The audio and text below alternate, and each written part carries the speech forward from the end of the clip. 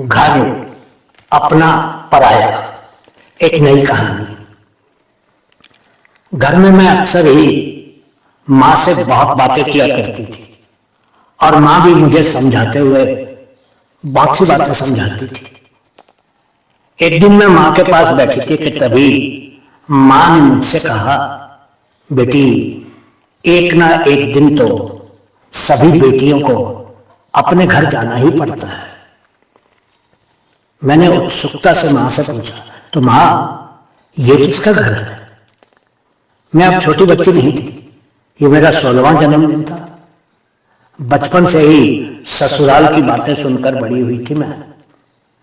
नानी के घर छुट्टियों पर जाने का मजा ही अलग होता था, लेकिन जब वही नानी माँ थोड़ी सी गड़बड़ होते ही सास और ससुराल की बातों से डराए तो पूरा मजा ही खराब हो जाता था। मेरा बचपन बहुत सुंदर था, लेकिन इन बातों से कौन सी लड़की बचवाई आज तक। जो मैं कुछ खास होती, मुझे मेरे घर जाना है, ये बात शायद मुझे पैदा होते ही बता दी गई थी। और मन में कुछ सवाल थे, जैसे अगर सास इतनी ही बुरी होती है कि गलती होते ही डांटे, तो मुझे ऐसी सास के पास भेजना क्यों चाहते हैं? और मैं तो ससुराल में नई नई जाऊंगी, तो वो घर मेरा कैसे होगा? पर ना तो मैं इन सवालों के जवाब जानती थी और ना पूछना मुझे कभी आसान लगा।